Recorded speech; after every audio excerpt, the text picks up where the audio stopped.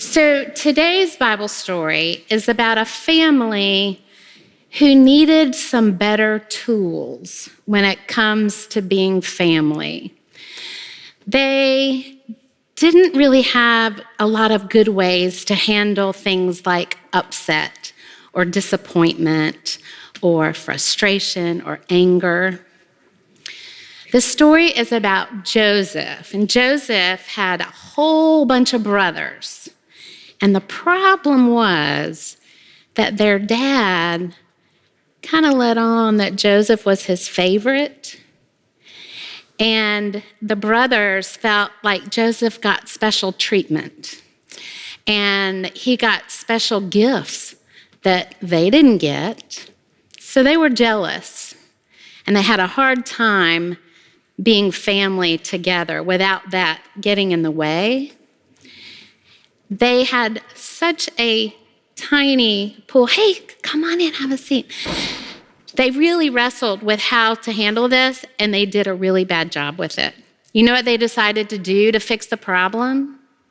Slap fight. They decided to kill him.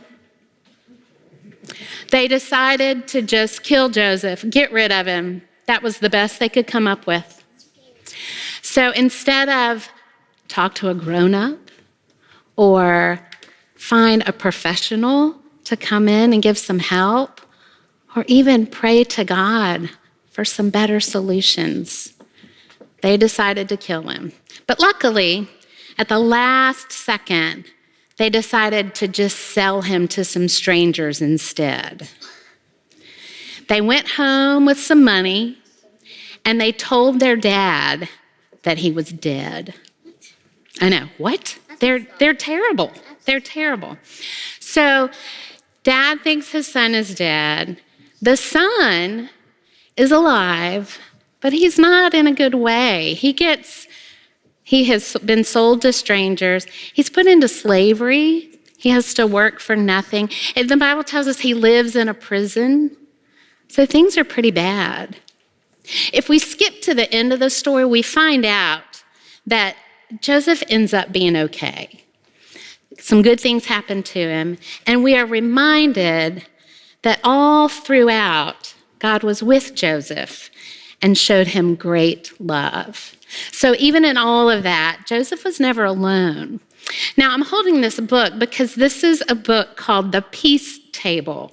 Now, when I read Bible stories, particularly hard ones like Joseph's story, I like to see what children's storybooks have to say about the story. And this is a new book that I have quickly come to love. It's called The Peace Table because it wants us to be peacemakers in the way that we live our lives as disciples of Jesus. And in this telling of Joseph's story, it gives us some ways to practice peace. It wants us to think about the feelings that Joseph might have had, one, when his brothers were being so mean to him, and then when they got back together. I forgot to tell you, they had a reunion at the end. So what did he feel when he saw them again for the first time?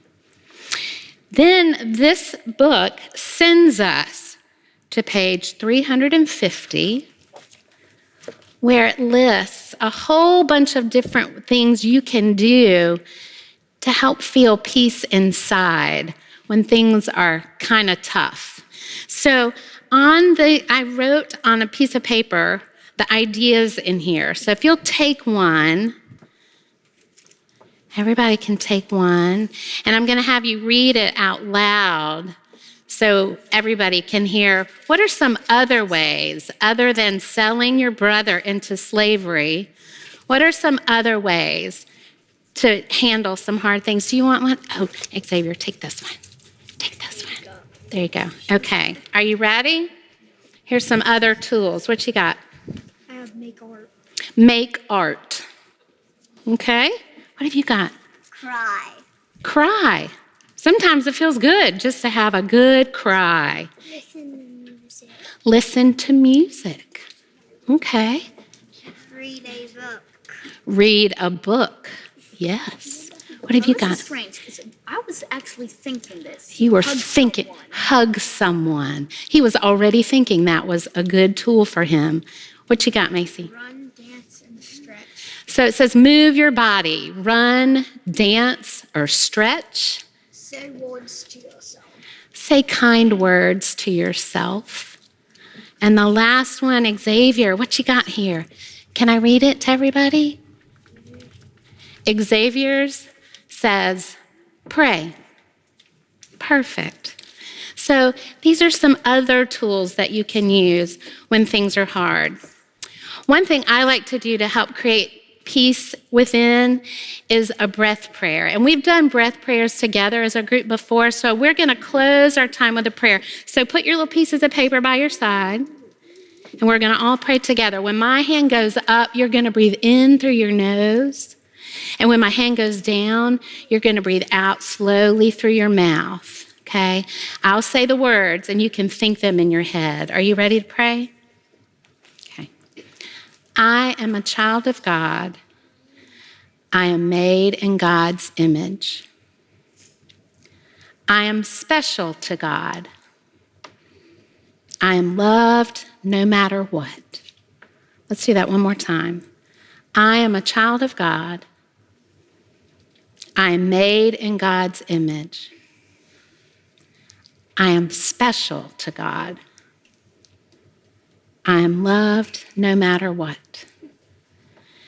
I think these words would have been helpful words for Joseph to know inside. And I pray that this is your prayer when things get a little tough. And all of God's children say, amen.